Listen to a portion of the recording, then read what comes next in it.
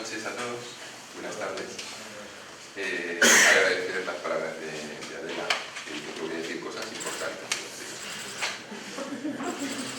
Bueno, esto es una teoría de filosofía, entonces lo que tratamos en estas charlas no quieren ser conferencias en el sentido de ser algo así muy rígido, sino que luego siempre al final está abierto también a vuestra participación, porque nosotros pensamos que como escuela de filosofía estamos buscando el conocimiento y por lo tanto entre todos siempre podemos compartir y podemos aportar nuestro granito de arena, aquellas cosas que uno también ha aprendido en la vida, que ha vivenciado, que ha estudiado, y para nosotros esta casa de filosofía es eso, es una búsqueda y es también un lugar donde poder compartir nuestros sueños, donde poder compartir nuestras vivencias, aquellas cosas que hemos aprendido, porque en realidad eso es lo que nos hace crecer como seres humanos. Compartir aquellas cosas que son buenas, que nos dan la vida, que nos hacen ser felices, y eso es lo que queremos compartir también hoy con vosotros. Como decía, estas charlas quieren ser como una especie de recoger elementos que vosotros mismos también habéis traído hoy aquí al venir a esta charla. Y cuando hablamos de una educación filosófica y los valores y ponemos ¿para qué? Es porque justamente hoy en día, si echamos un vistazo al panorama que hay a nivel mundial, nos damos cuenta cómo el mundo, en Oriente y en Occidente, en todos los lados, encontramos que estamos atravesando lo que a nivel histórico podríamos decir una edad media. Ya sé que no es una edad media como la que nosotros normalmente hemos estudiado en el instituto o en la universidad, donde digamos las ciudades estaban rodeadas por murallas físicas y no estaban comunicadas unas con otras. Hoy estamos en una gran, digamos, época donde existen muchos medios de comunicación. Tal vez estamos más comunicados que nunca a través de, digamos, de la historia. Yo creo que nunca hemos estado tan comunicados como ahora y sin embargo a veces nos falta ese contacto humano.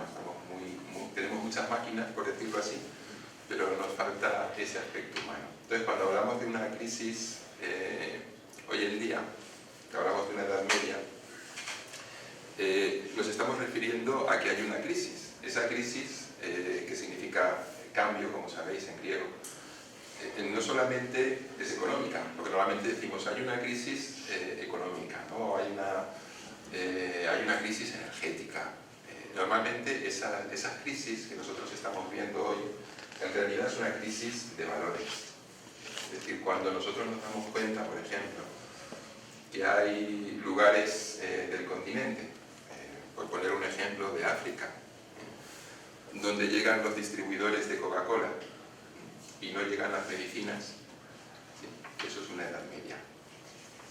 Es decir, que digamos, aquellos que tengan que llevar medicamentos a un lugar, tengan que utilizar la distribución de Coca-Cola, es algo que como seres humanos no nos encaja mucho. El que hayan países que tengan que regular la producción de alimentos, es decir, que tengan que someterse digamos, a no producir más, que podrían producir más cereales, porque si no eso baja el precio del cereal, siendo que hay lugares del mundo donde la gente se muere de hambre, pues también eso nos tiene que hacer pensar un poco como seres humanos.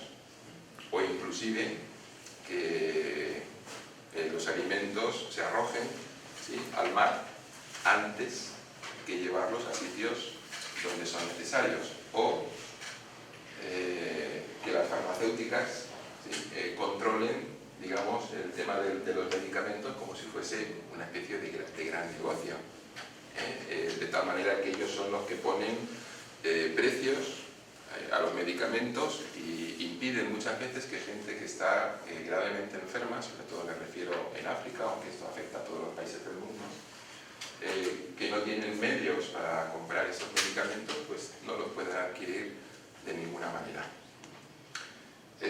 Nos encontramos con guerras de religión, cosas que creíamos que ya estaban superadas desde la Edad Media, donde murieron pues, yo qué sé, 2/3 partes de la humanidad defendiendo una religión, otros defendiendo otra.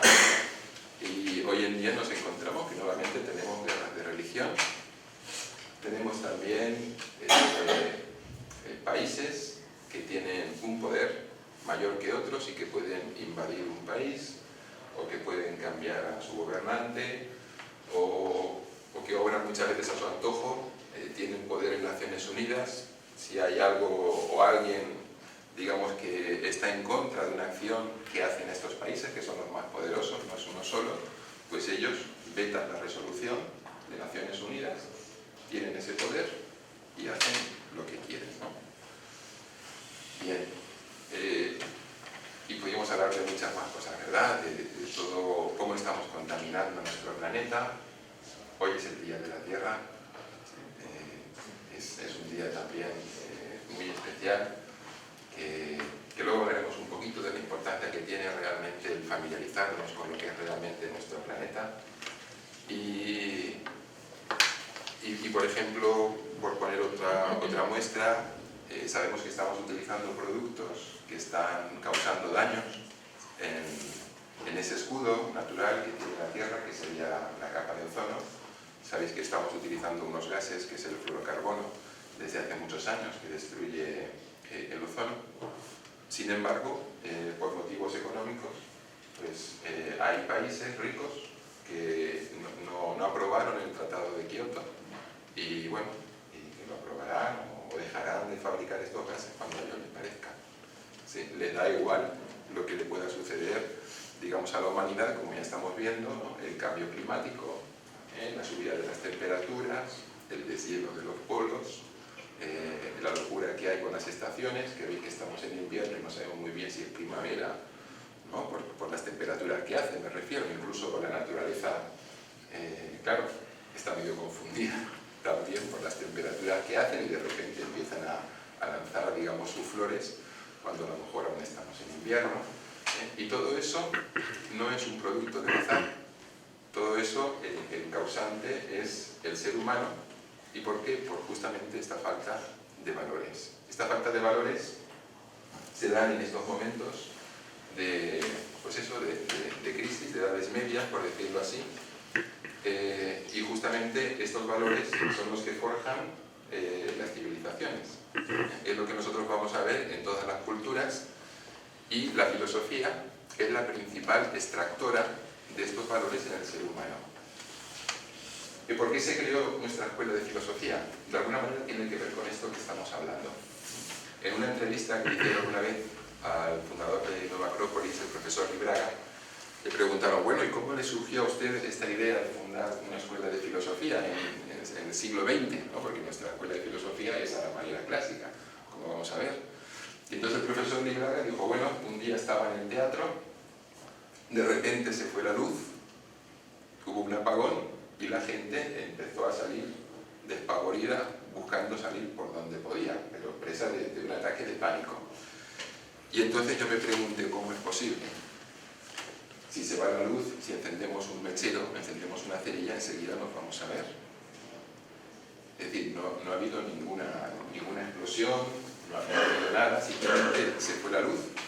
Y entonces él, que había estudiado también en la universidad, pues pensó que al ser humano le faltaban pues esos valores de control, ¿no? El autocontrol, el dominio de sí mismo, el conocimiento de nosotros mismos, un poco de autocontrol, es decir, no ser presa, digamos, del miedo, del pánico en un momento determinado, sino haber trabajado con nuestras emociones, haber trabajado con nuestra mente y no dejarnos arrebatar en un momento determinado por ese miedo. Por eso nuestra escuela es una escuela de filosofía, como os decía. Sabéis que filosofía significa amor al conocimiento, filósofos es amor al saber, es amor a la sabiduría, pero como decía Adela, a veces nos presentan la filosofía de una manera muy radical. Es decir, nos presentan la filosofía como un conjunto de definiciones, digamos, de conceptos, pero no como algo vivencial, no como algo práctico. Para nosotros, la filosofía y Nueva Acrópolis es una escuela de filosofía a la manera clásica. ¿Qué significa la manera clásica? Bueno, pues la manera clásica es, como en su momento, Platón, cuando funda la academia, y, digamos, prepara, recogiendo esa tradición de otros filósofos más antiguos, como Pitágoras, etc., una serie de ejercicios, que podríamos llamar ejercicios espirituales, para los discípulos que acudían a recibir su instrucción en la academia. Estos ejercicios, digamos que se vivían en la academia, porque Platón enseñaba, igual que en Oriente Confucio, que el ser humano podía aprender filosofía más estando en conjunto que estando en soledad. Esa filosofía que aprendían era una filosofía para cambiar aquellos que se acercaban a ese conocimiento, a esa sabiduría, para cambiar ellos a un nivel profundo. ¿Entendéis? Es decir, para el antiguo filósofo, la filosofía no es algo más. Es decir, no es algo que se aprende por tener un conocimiento intelectual más, sino que para el griego, para el romano, en general para el hombre antiguo, la filosofía es una forma de vida. Es decir, el ser filósofo es una forma de encarar la vida. Es una forma práctica de vivir. No es un conocimiento intelectual, porque nos van a decir estas viejas escuelas que el ser humano, esa parte que llamamos intelectual, es mortal, es efímera. Entonces no sería del todo inteligente acumular datos que luego en realidad los vamos a perder, sino que aquello que realmente permanece sería la vivencia, es decir, la filosofía pero aplicada a la vida. Ellos no entendían teoría y práctica. Para ellos la filosofía era práctica. Es decir, ellos nos hablan de una filosofía moral. Esa filosofía moral es la que nos va a permitir entonces extraer del ser humano esos valores que hoy en día decimos que nos faltan. Nos hablaban también de que había en la vida una serie de valores, vamos a decir, que son cambiantes, que es la ética que ellos llamaban temporal, o sea, que cambian. Vosotros habéis visto, y hoy en día lo podemos comprobar muy rápidamente, porque tenemos, digamos, un telediario que da noticias de todos los lugares del mundo, y también por la gran interculturalidad que hay hoy en día en las naciones y en las ciudades, nos damos cuenta que hay gente que viste de una manera, gente que viste de otra, me refiero de culturas distintas, gente que tiene, digamos, unas costumbres, vamos a decir, occidentales, otras que son orientales, y esas modas son pasajeras. Es decir, eso que vemos hoy en día en Occidente, por ejemplo, nosotros ahora nos miramos y llevamos un tipo determinado de ropa. Ese tipo, digamos, de vestimenta que llevamos hace, no sé, 100 años era distinta, hace 200 años era distinta, hace 500 era de otro tipo, hace 2000 iban con túnicas, era otra cosa. La forma de comportarse, en la sociedad, aquellas cosas que nosotros consideramos hoy en día normales dentro de nuestro comportamiento, son normales para nosotros ahora. Es decir, pero si un griego pudiese levantarse y mirar cómo nos comportamos, ¿sí?, habrían cosas que obviamente le llamarían mucho la atención y no las entendería. Igual que a veces nosotros, cuando hablamos de los antiguos, decimos, es que, no, fíjate qué costumbres tenían estos griegos o estos romanos, hay cosas que nos chocan, pues a ellos también.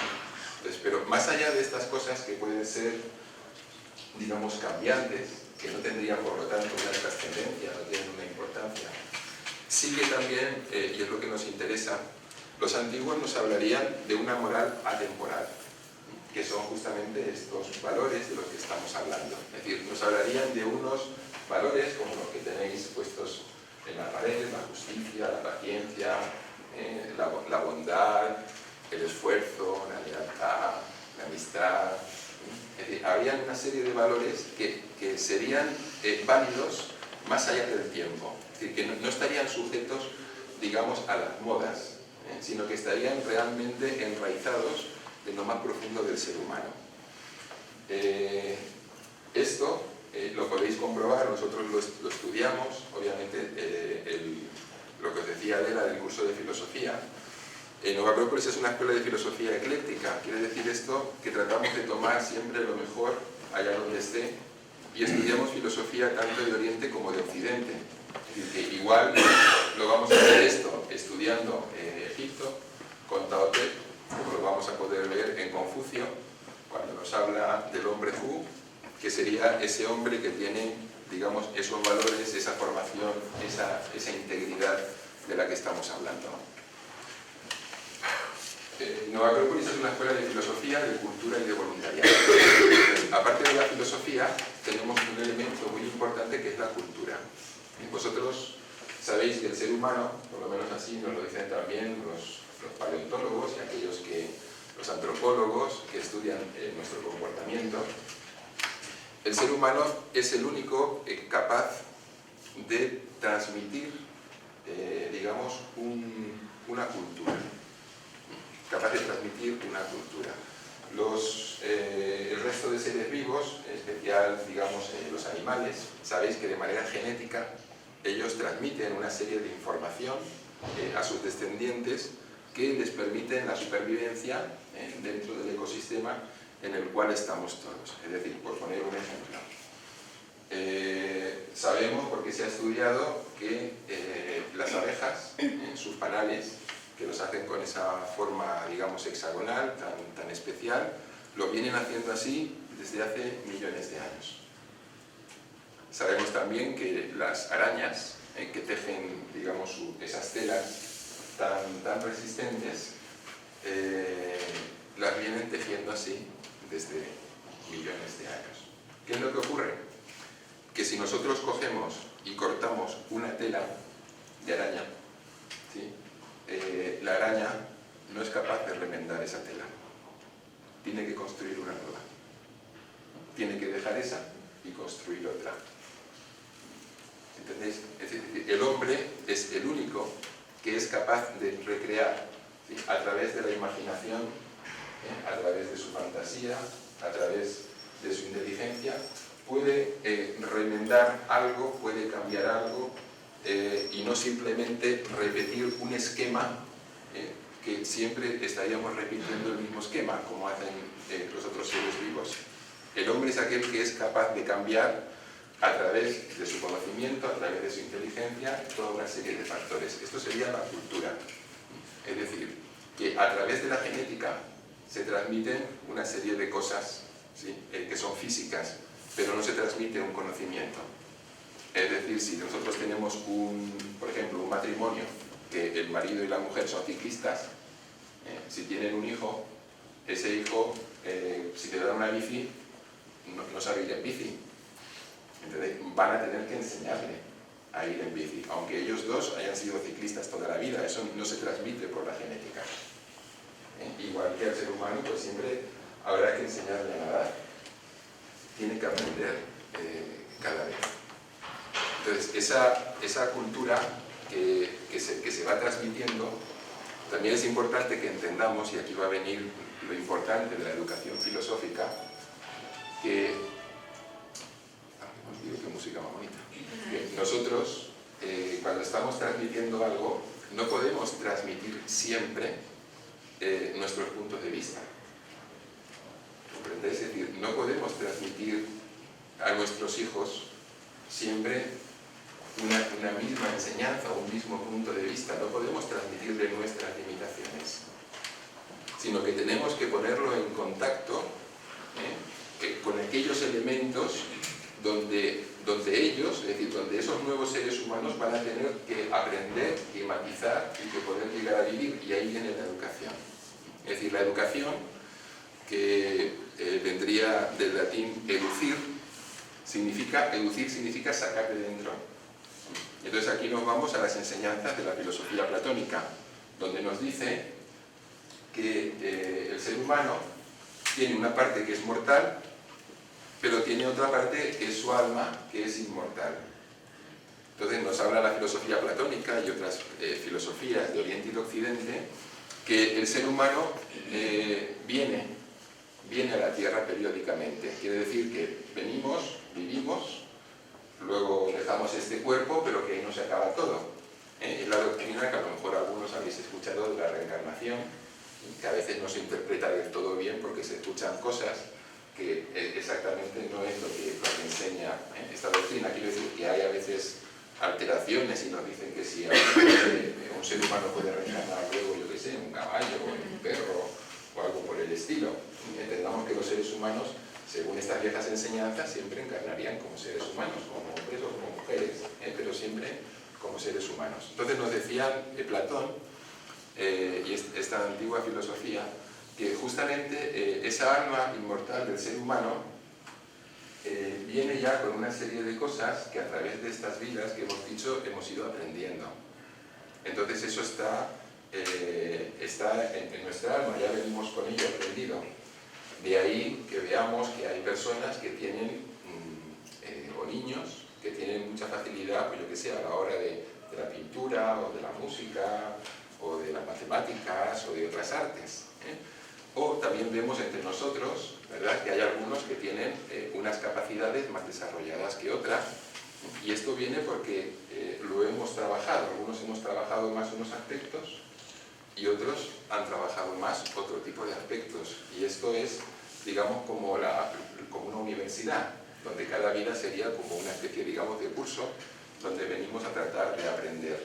Y para los antiguos griegos, aprender era vivir aquello que la filosofía nos podía enseñar, es decir, aquellos valores que nos transmitían, poder llegar a vivirlos. Entonces, como decía, la educación era extraer, por eso la pedagogía era realmente un arte, el más difícil de todos, porque había que extraer de dentro, digamos, de ese niño o de ese adolescente, ir extrayendo aquellas cosas buenas, extrayendo las cosas buenas que había aprendido, que ya estaban en su interior. Eso era la educación, o sea, educir buscando la virtud, siempre buscando aquella virtud o aquellas virtudes que estaban en ese ser humano. Para aquellos que habéis leído La República de Platón, que también la estudiamos nosotros porque es un libro fundamental, el título original sería la política, es decir, el arte de conducir una ciudad. Ahí Platón nos habla de un ideal educativo que es a través de la gimnasia y de la música. A veces cuando se habla de la gimnasia se piensa que solamente es ejercicios gimnásticos, como los que nosotros podemos hacer si vamos a un gimnasio y nos ponemos allí, digamos, con las máquinas, o nos ponemos a correr, etc. Cuando Platón habla de la gimnasia, fijaros que el término griego gimnos significa desnudo. Alejandro, cuando estuvo en la India y habló con los místicos hindúes, conversó con ellos, les llamaban los gimnósofos, es decir, los sabios desnudos, en el sentido no solamente físico, sino que también estaban como limpios interiormente, descontaminados, y esto es lo que buscaban también la educación platónica, es decir, una descontaminación del ser humano. Y en ese sentido, la música y la gimnasia conformaban un ser humano completo. Por un lado, la música, lo que era, digamos, el cuerpo físico, el aspecto mental, etc. Y la música también, sabéis que la música no solamente es la música del sonido, que nosotros hablamos, cuando hablamos de la música nos referimos solamente al sonido. Para los griegos eran todo lo relativo a las musas, es decir, la pintura, la escultura, el teatro, porque el teatro era una forma de aprendizaje también, era lo que se conocía como el teatro mistérico. El teatro no era para los griegos un entretenimiento, sino que era una forma de aprendizaje. Estaba la astronomía, la poesía, es decir, que el contacto del ser humano con las distintas artes, con las distintas ciencias, todo eso iban a conformar, digamos, un ser humano integral. Y ahí iban a aparecer esos valores que estamos hablando a través de una formación filosófica. Si vosotros leéis, por ejemplo, autores como puede ser Plutarco, os vais a dar cuenta, hay unos libros que se llaman Moralia, a través de estos textos de Moralia, esa capacidad que tenía este hombre de la antigüedad de poder comunicar, de poder conectar una serie, digamos, de experiencias. A veces nosotros, cuando perdemos un ser querido, o tenemos algún familiar o algún amigo que ha perdido un ser querido, no sabemos muy bien qué hablar, no sabemos muy bien qué decirnos. Supongo que nos ha pasado a todos, ¿verdad? De que tenemos una especie de fórmula que es lo siento, le acompaño en el sentimiento y no podemos decir nada más. ¿Por qué? Porque la muerte hoy en día para Occidente se ha convertido en algo tabú. O sea, hablar de la muerte da como un poco de cosa, porque parece que ahí se acaba todo y todo el mundo tiene miedo de hablar. Cuando esto en la antigüedad era, digamos, tema normal de conversación, el hablar de la vida, de la muerte, de una manera totalmente abierta y sin tabú, tratando de conocer y de comprender el mundo en el cual nosotros vivimos. Entonces os decía, porque al que le interese hay una carta de Plutarco a un amigo suyo que ha perdido un hijo, que le escribe después de pasado un tiempo, que se llama Carta de Consolación a Apolonio. Y entonces ahí uno de alguna manera se pone en contacto con esta sensibilidad que tenían los antiguos de realmente poder transmitir conocimientos, de poder transmitir valores. Entonces, cuando le está hablando a este amigo suyo, primero le está hablando con un cariño, está tratando de reconfortarle por la pérdida que ha tenido, pero lo que él quiere es que a través de la filosofía, a través de lo que enseñó Platón, de lo que enseñó Sócrates, pueda llegar este amigo suyo a comprender que la muerte no es algo negativo, no es algo malo. Entonces es bonito ver cómo se lo explica. ¿Sí? Lo bonito es ver cómo desarrolla esa conversación, esa carta, cómo le explica las distintas posibilidades de aquello que puede pasar después de la muerte. Y le pone lo que decía Sócrates, ¿no? Dice, Sócrates decía que bueno, hay distintas posibilidades de lo que le puede pasar a un ser humano después de la muerte. Muy variadas, ¿no? Que sea como una especie de sueño, que sea como un viaje muy largo, o que la muerte signifique el final de algo. Y le va explicando, dice, no te preocupes porque cualquiera de estas cosas que sea, no tienes por qué preocuparte, no hay nada malo en ello, pero se lo desarrolla todo eso de una manera filosófica. Y entonces ahí nos encontramos con la importancia de la filosofía en la educación. Pero como decía, lo importante es empezar la educación desde niños. Es decir, porque hoy en día lo que nos encontramos es el fruto, digamos, de lo que no ha existido antes. Es decir, al no haber existido una formación, al no haber existido una educación en valores, aquellos que hoy nos están, digamos, dirigiendo nuestros destinos en los distintos ámbitos, no saben qué hacer tampoco. ¿Por qué? Porque hay una falta de conocimiento, hay una falta de saber. Entonces, sí, tienen un poder, pero ese poder lo tienen, pero no saben cómo utilizarlo. O si lo utilizan a veces de una manera inadecuada, como vemos todos los días, buscando a veces un beneficio personal y no pensando en que en realidad ese poder se les dio para ayudar a otros seres humanos.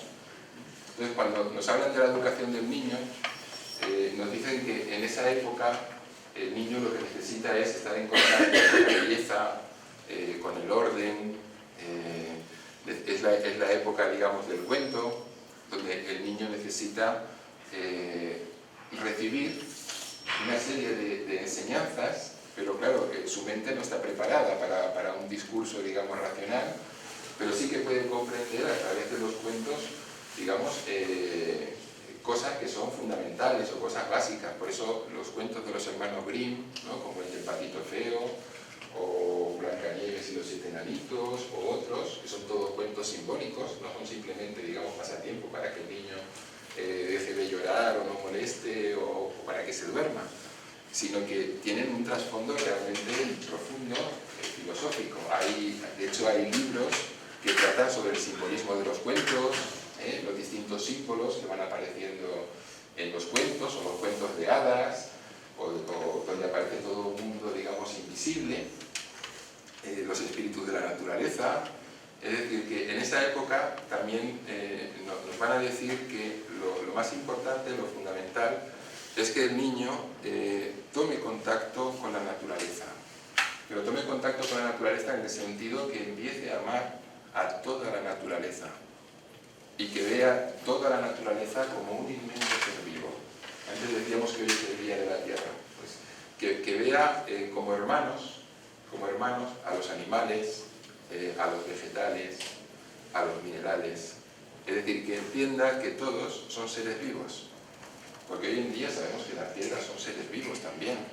Y que igual que por dentro nuestro la sangre recorre las arterias, recorre las venas, sabemos que un mineral también es recorrido por dentro por una serie de energías que lo están recorriendo constantemente. Tienen su forma de vida, obviamente es distinta a la nuestra, distinta a un vegetal o distinta a un animal, pero es su forma de vida. Y sabemos que los vegetales, obviamente, también son seres vivos como los animales. ¿Cómo educar a los niños en ese sentido? Pues nos dicen que el niño tiene que aprender a plantar un árbol, a cuidar una planta, que se dé cuenta que eso no está ahí por casualidad, sino que eso también nace como él nació, que eso si se cuida crece, que ese árbol o esa planta tiene sus padres, de donde vinieron las semillas de las cuales ha nacido ese árbol o esa planta, y que cuando ese árbol crece o esa planta crece tiene también sus hijos y puede dar lugar a otros árboles y a otras plantas. Y entonces el niño se da cuenta que el árbol es como él, que los animales son como él.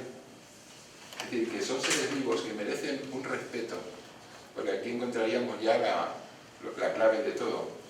Es decir, el profundo respeto que existía en la antigüedad hacia toda la naturaleza.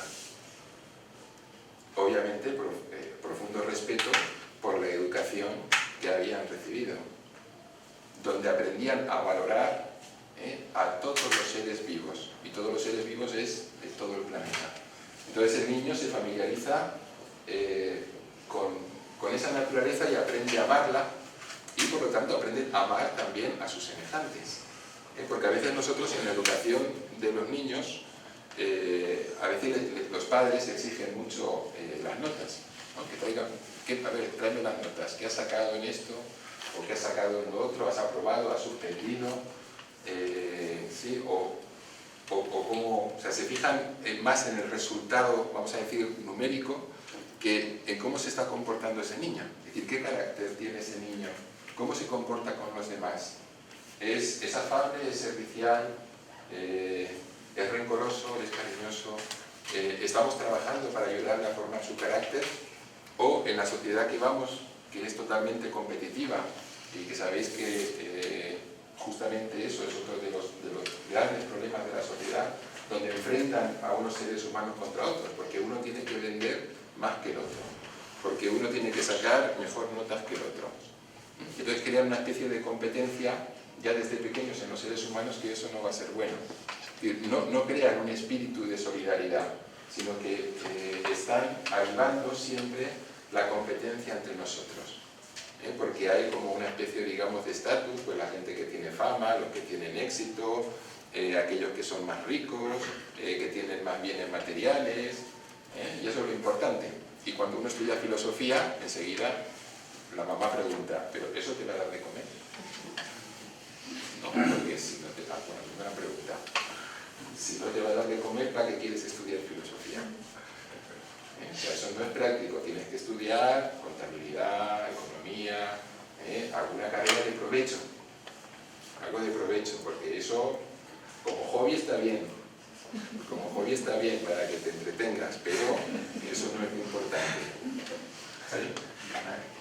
Ahí está el problema, que se ha tomado la filosofía como una especie de entretenimiento, de hobby. Si tienes tiempo, pues estudia filosofía, pero esto no es lo que te va a sacar adelante. Sin embargo, la filosofía realmente es la que nos puede dar los elementos más interesantes que nosotros podemos llegar a vivir. Os he traído un ejemplo de un filósofo que nosotros estudiamos también aquí, que es Marco Aurelio, un poquito para que veáis la idea de lo que es sacar enseñanzas de la convivencia con la gente, o sea, de lo que uno puede aprender a través de la vida cuando lo hace a través de un tipo de vida filosófico. Marco Aurelio a los 12 años ya le pidió a su madre la toga, digamos, de los filósofos, y incluso renunció a dormir en una cama normal, que quería dormir en tierra, porque decía que los filósofos, él era estoico, se tenían que acostumbrar a una vida dura, y él pertenecía a una buena familia, luego fue emperador, pero sin embargo como emperador siguió conservando ese, digamos, espíritu filosófico. De hecho, los historiadores nos dicen que la humanidad, el periodo de mayor felicidad que ha vivido, por lo menos en Occidente, ha sido con estos emperadores que se llamaban estoicos, que fueron Trajano, Marco Aurelio y Adriano.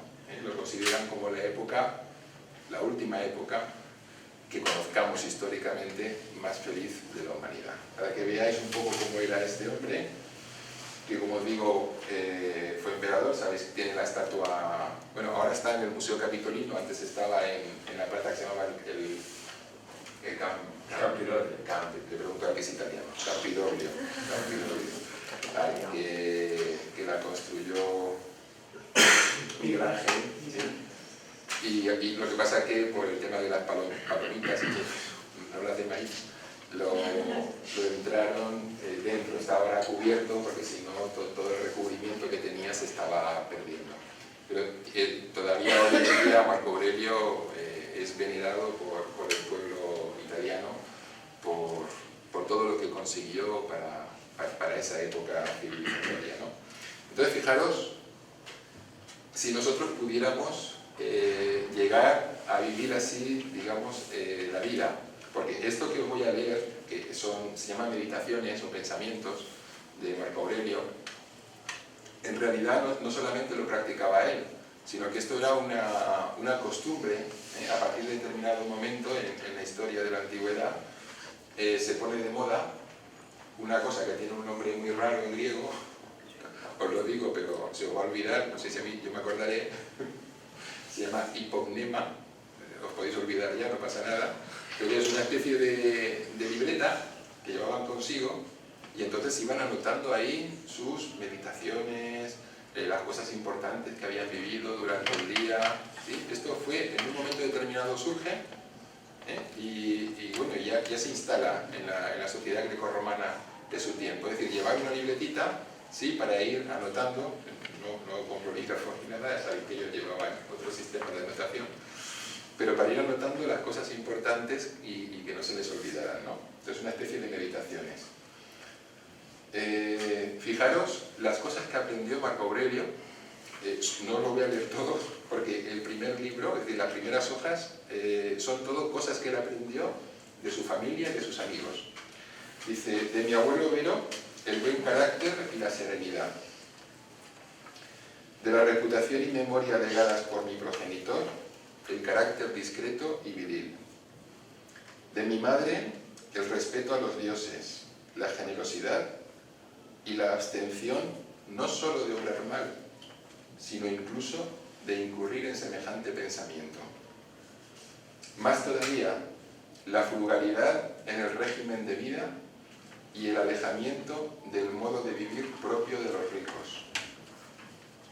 De Sexto, que era un amigo suyo, la benevolencia, el ejemplo de una casa gobernada patriarcalmente, el proyecto de vivir conforme a la naturaleza, la dignidad sin afectación, atender a los amigos con solicitud, la tolerancia con los ignorantes o con los que opinan sin reflexionar, la armonía con todos, de manera que su trato era más agradable que cualquier adulación. De frontón, el haberme detenido a pensar cómo es la envidia, la astucia y la hipocresía propia del tirano, de Alejandro el Platónico el no decir a alguien muchas veces y sin necesidad, o escribirle por carta, estoy ocupado.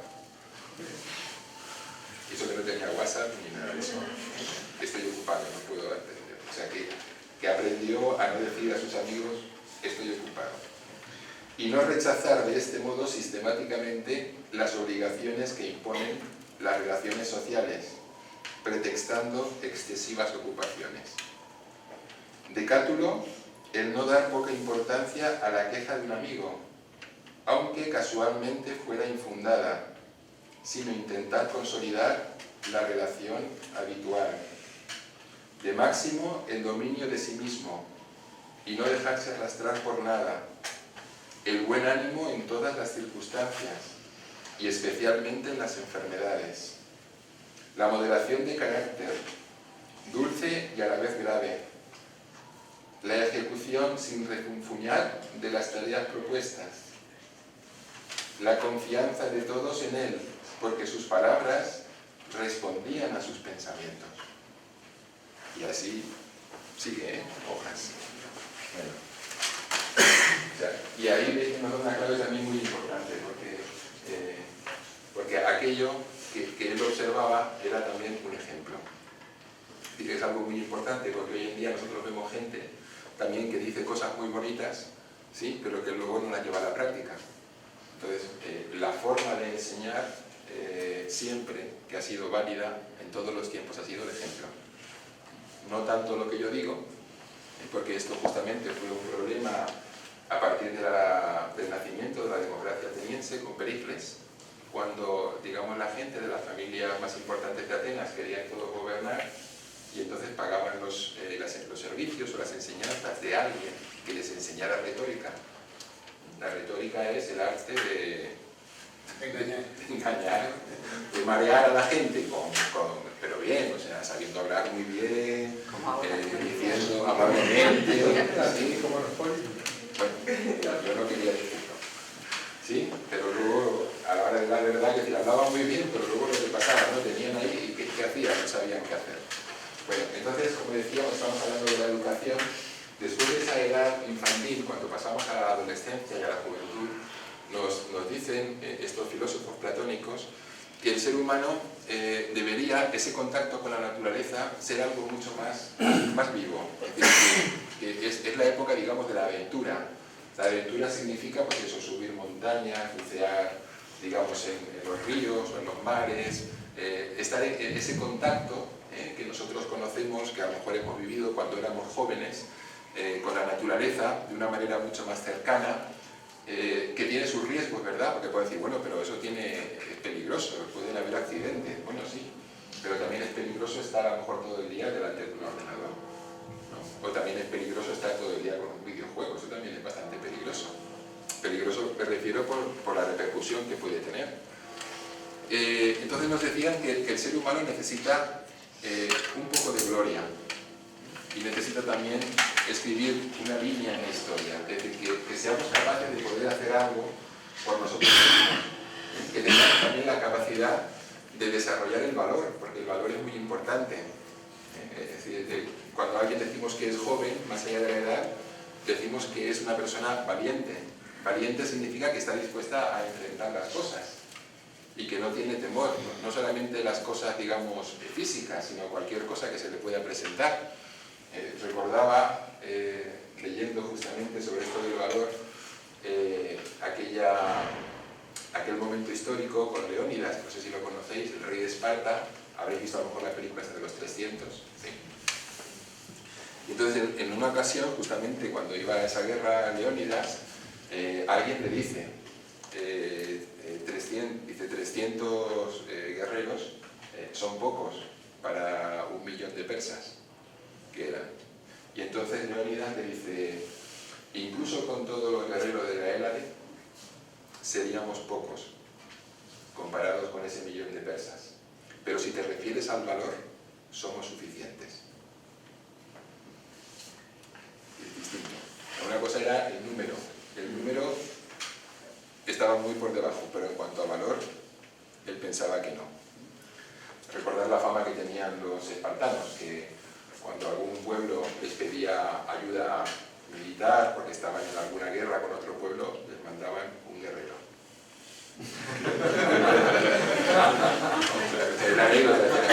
Necesitamos que nos envíen ayuda, les mandaban un guerrero. Tenéis bastante. ¿Y eso era cierto? Sí, ¿verdad? Sí, sí. Esto era... Claro, decían, ¿para qué más? 2 sería excesivo. Con uno es suficiente. Entonces, nos dicen también que justamente esta época es propicia para visitar, digamos, hoy en día lo que nosotros diríamos los museos, es decir, conocer lo que hicieron nuestros antepasados, que a veces no dedicamos ese tiempo a conocer la historia, o sea, que han hecho aquello que nos han precedido en el tiempo, que nos han dejado, y eso es muy importante porque es nuestra memoria histórica de lo que la humanidad ha ido haciendo a través del tiempo. Y nos dicen fundamentalmente que el ser humano, dentro de esos valores que estamos hablando, el más importante es la solidaridad. Es decir, que cuando ya ha alcanzado ese joven, ha alcanzado ya la madurez y se dedica a ese servicio justamente al Estado, a su patria, a su ciudad, a la polis, a lo que como queramos llamar, según el momento histórico, lo importante era la capacidad que tenía de ser solidario con el resto de ciudadanos, es decir, del servicio que podía prestar a los demás. Y nos dice Platón que es mucho más feliz aquel que dedica su vida al servicio de los demás que aquel que dedica su vida solamente a sí mismo. El que dedica su vida solamente a sí mismo, en ese egoísmo que le caracteriza, va a ser sumamente infeliz. Porque podrá conseguir muchas cosas materiales, pero eso no le va a dar la felicidad. Sin embargo, otros filósofos también, como Epicuro, nos dicen que justamente el ser humano, la riqueza, es conformarse con lo que tiene. Dice, porque alguien puede ser muy rico y sin embargo ser también infeliz.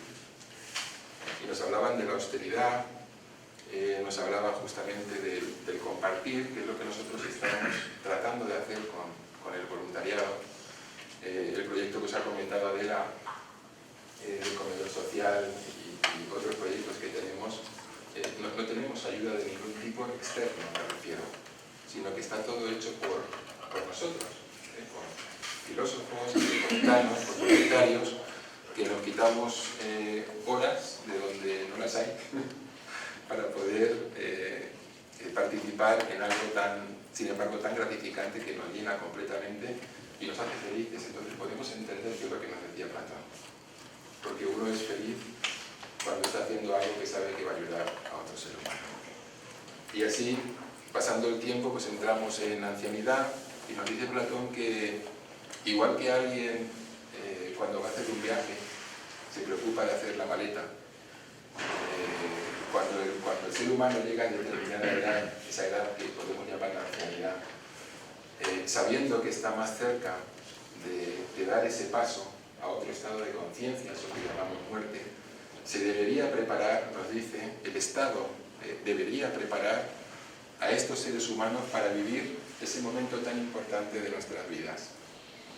Y por supuesto, no le debería faltar de nada, es decir, el anciano no se tendría que preocupar de nada, el Estado tendría que cubrir todas sus necesidades, todas, porque ha dedicado toda su vida al servicio al Estado.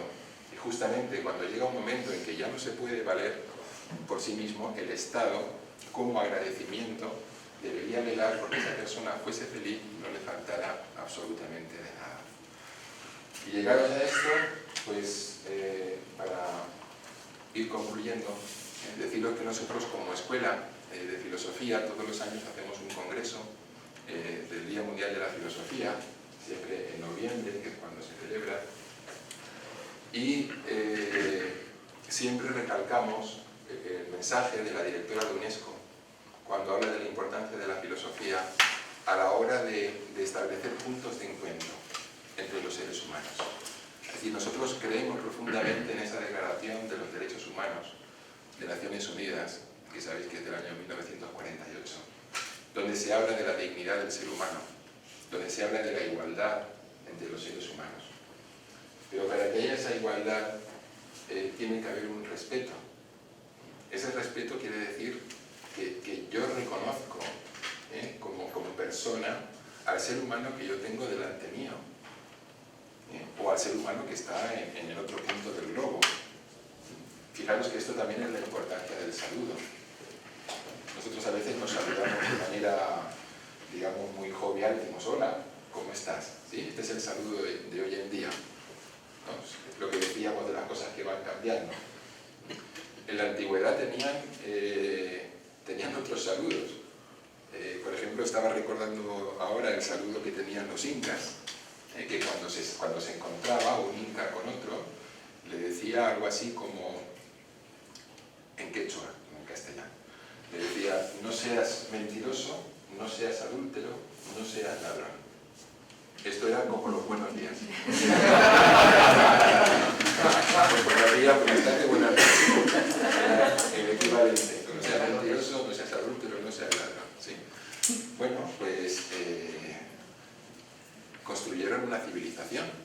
Los españoles, cuando llegaron allí, una de las cosas que se asombraron es que no tenían puertas como las que teníamos nosotros en aquel tiempo en España, todas con 20 cerrojos, con cancelas por todos lados. Ellos, las puertas estaban abiertas completamente de casa, no tenían miedo a que les robaran nada. Tenían grandes almacenes con ropa, con cereales y otras muchas cosas.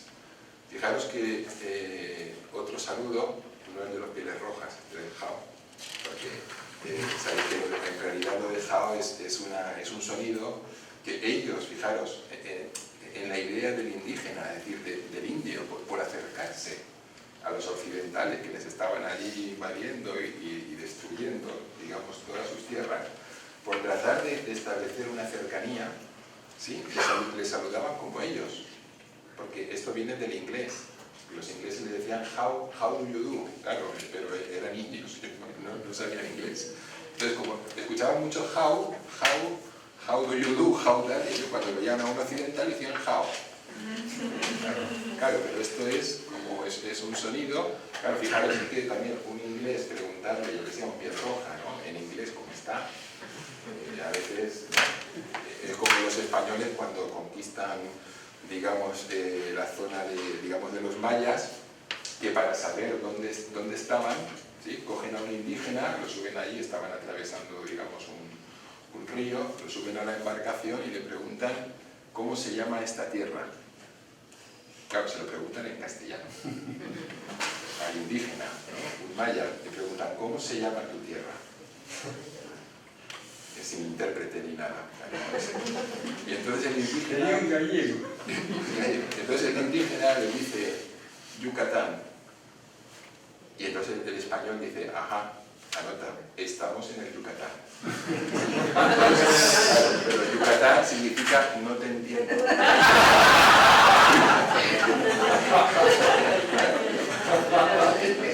Esa es una cosa de la historia, pero para quedar eso en la península de Yucatán. Pero no te entiendo. Me están preguntando.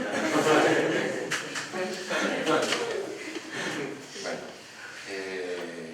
entonces, y para tratar de terminar, deciros que dentro de lo que es la filosofía de Nueva Acrópolis, rescatando esas viejas enseñanzas también platónicas y de las civilizaciones de todos los tiempos, hay tres valores fundamentales con los que pensamos que podemos nuevamente construir un mundo que sea mejor, que es la cortesía, la convivencia y la concordia.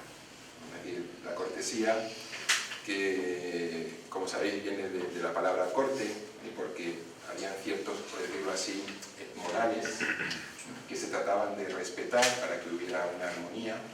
Y la cortesía es también evitar, digamos, la humillación de otras personas. Recuerdo una anécdota que leí de Alfonso XIII, el rey de España, que en una ocasión invita a Madrid, a la corte, a cenar a un ciudadano que por determinados méritos que había hecho, pues quiere que cene esa noche con ellos, con la corte, con el rey. Y claro, este buen hombre, este ciudadano, que no conocía obviamente el protocolo de la corte, se sienta en la mesa a cenar y delante suyo había un jarrón o un recipiente con agua, pero que era para lavarse las manos. Entonces este hombre se sienta y coge ese recipiente y bebe agua. cuando la gente de la corte lo ve, lo mira así con cierto desprecio, ¿no? Diciendo, inculto. Sin embargo, el rey, que lo ve, coge el recipiente que estaba cerca suyo y bebe del agua. Automáticamente los cortesanos que lo ven hacen lo mismo. Qué buen ejemplo. Es decir, nos están enseñando que es más importante no humillar a un ser humano que respetar un protocolo que alguien desconoce. ¿Sí? Eso es la cortesía. ¿Y qué es la convivencia? Pues respetar lo que hace otro ser humano. Recuerdo que nuestra directora internacional, la profesora Adrià Guzmán, nos decía: la convivencia es entender que cada uno pues, tiene una manera de ser. Es como un conjunto, vamos a decir, de músicos. Ella, como una pianista, le gusta la música. Siempre nos pone muchos ejemplos musicales. Dice, la convivencia es como que uno toca el trombón y lo hace muy bien, otro toca la trompeta y lo hace muy bien, otro el tambor muy bien, y cada uno respeta al otro, ¿no? Y uno está con la trompeta, otro con la guitarra, otro con el tambor, y se respetan. Eso es la convivencia, aprender a respetarse, aunque cada uno esté interpretando cosas distintas. Y luego la concordia. La concordia sería la cumbre de todo eso, es decir, cuando ya esos instrumentos pueden todos tocar al unísono, de una manera sincronizada, cada uno en su momento, e interpretar una maravillosa sinfonía. Esa es la capacidad que podemos tener nosotros como filósofos.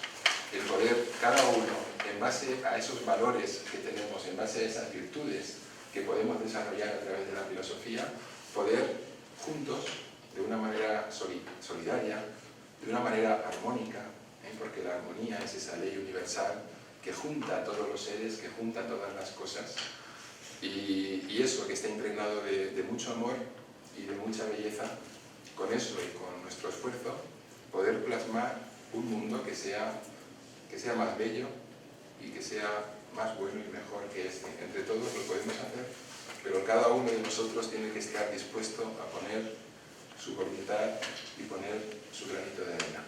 Nosotros os ofrecemos este espacio filosófico para que lo podamos compartir y podamos juntos pues, plasmar muchos proyectos y muchos sueños.